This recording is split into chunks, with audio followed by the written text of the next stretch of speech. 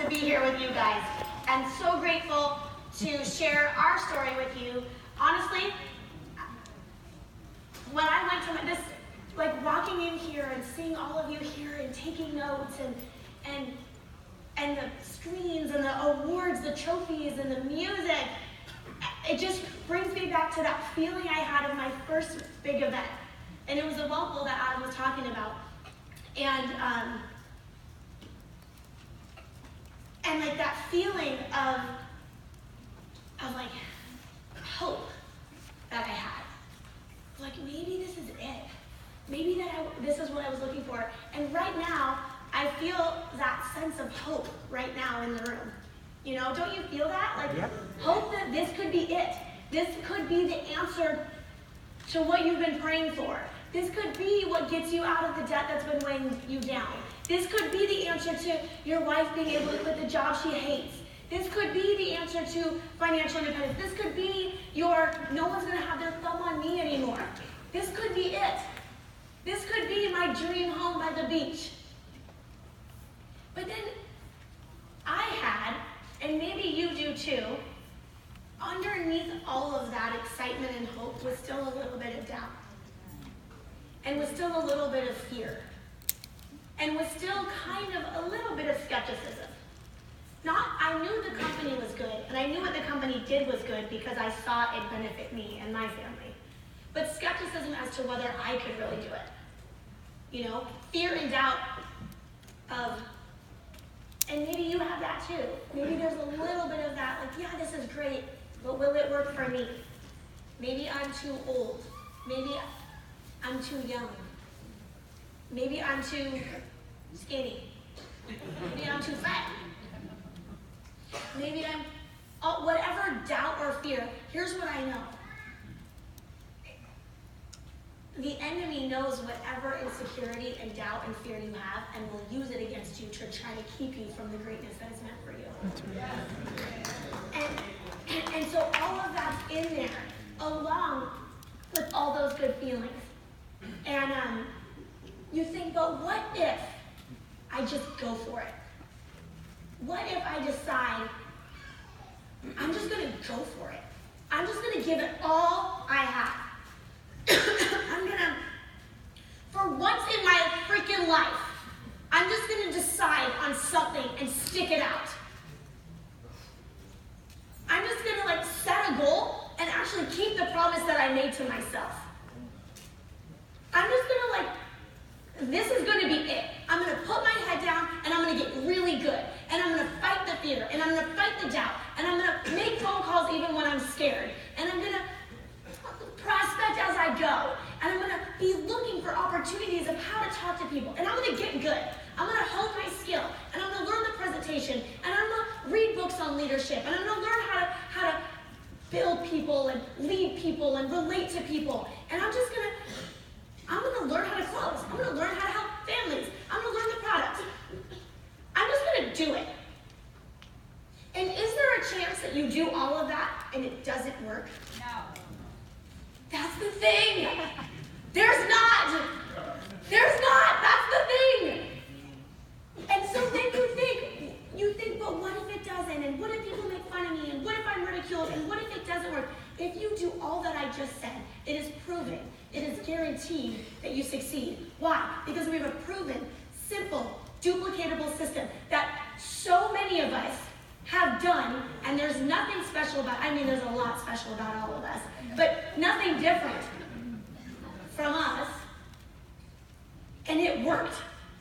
And what did you think? What if I did it?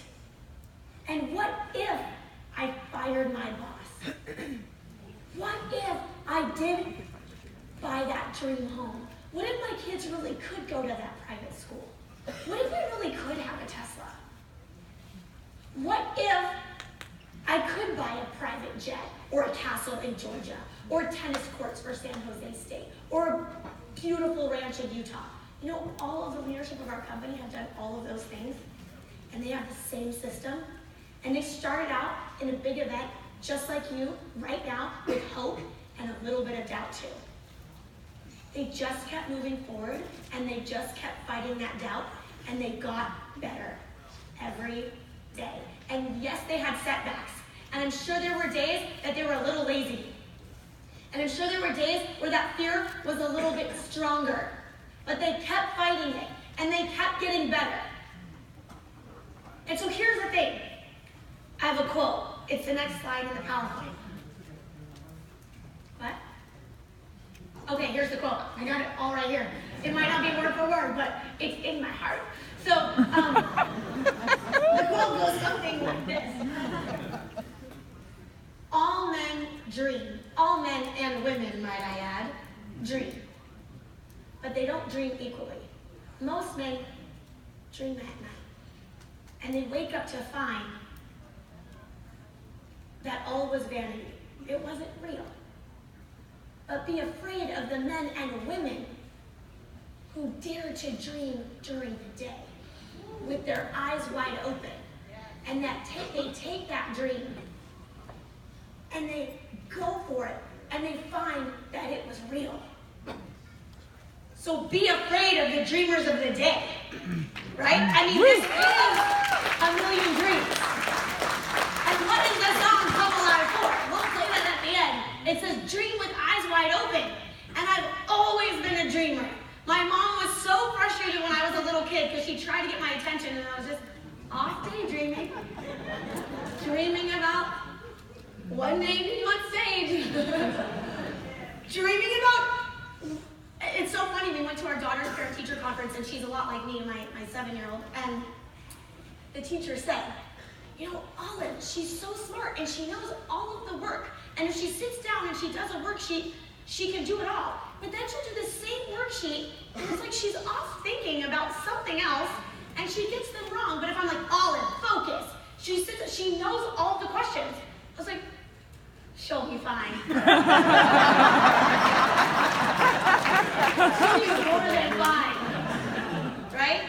And so I asked her when I picked her up from school. I said, so, what is? I told her what her teacher said in a positive light, right? And I said, so what are you thinking about all day? And she's like, getting a dog. I don't want a dog. But I know she dreams about it long enough. She visualizes it long enough. And she has a plan and says it day and night. She'll probably end up with a dog. And I'm like, no. But anyway, that's not the point. The point is be afraid of the dreamers of the day. So I was always a daydreamer. You know, when I was born 2 months early. My mom had a lot of complications in birth. My mom had many miscarriages before I was born. And I was born 2 months early. They didn't think I was going to make it. I was put in an incubator. My mom had to have her uterus removed because she was bleeding so much during the delivery that she couldn't have children after me. And so from very early on, isn't it crazy how we have these defining moments in our life and some of them we had no control over? And some of them even happened before we were born or in the womb or so young to even really have any control over any of it. But because of that experience, for some reason, very early on, I had this overwhelming feeling that life was a gift. And that somehow, for some reason, I made it. You know? And if you think about it, that's the case for all of us. The likelihood that you would even be born is 400 trillion to 1. For those two little things to meet, and it be you? Think about that. I mean, I know it's funny, but it's real. And all the complications that could have happened for you to not get here, but you did. So very early on, I had this overwhelming sense that I'm here for a reason. And I felt like my whole childhood I spent trying to discover what that reason was. What's my purpose? What's this all about? Why am I here? Any of you ever go through that? Yeah, like I know this has to be more than just fingers and toes. And there's a purpose and it's bigger and like what is it? And so because of that, I went to college and I was trying to figure out a major. What should I be and what should I do? And what am I good at? And everything was so great. And I felt like I had so many dreams and so many goals. And I really felt like I didn't know what to, this was like a life crisis trying to just pick a major in college. I would sit in my car on campus at school at night and I'd pray to God and I'd say, God, this isn't fair. You have given me all these dreams Like, I really did. I talked about this at convention, and it's for real. I wanted to be a famous actress and a missionary in Africa, and I wanted to write a book and be a teacher and be a successful businesswoman, and I wanted to get married and have a whole bunch of kids, and I would think, how the heck could I possibly do all of that in one lifetime? And I'd sit there and I'd say, God, you gotta tell me what to major in. We have this kind of relationship. I'm not leaving this car until you tell me what to pick as a major. I would sit there so quiet, and I heard nothing. You're probably a little grateful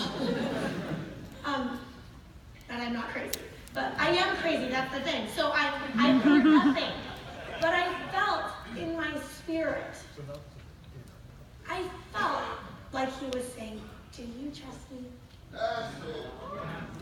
Do you trust that I have a plan for you? I was like, yes. Could you tell me what it is? So, I majored in journalism. Maybe that will help when I write my book in the future. But I graduated, I'm 21 years old, graduate from college, I'm dating Adam, love this boy who loved me and saw greatness in me and pursued me and was so funny and so kind and so thoughtful, but had no direction. Just like me. Right? So I'm like, well, I don't know God's plan for my life. Do you have a plan? Like, what's your plan? And he's like, I don't know, we need a plan. And so we get invited to this BPM, and I'm thinking, this is perfect. He should totally do this. I see Sean Villalobos, who had long hair and was a surfer dude and knew nothing about finance, and now he's like 30, short hair, and a millionaire. It's like, Adam, this is your thing. Adam had earrings and a lip ring and long shaggy hair and a mustache that was disgusting at the time because he was in a contest with his friends of who could grow their mustache for the longest amount of time. Thankfully, in this business, he has to shave. I was so happy. So I think this is perfect. And he was like, no, it's not for me. And I'm like, dude, these people seem like they have way more going on than we do. Like, maybe they're on to something. And but he was focused on what he was doing.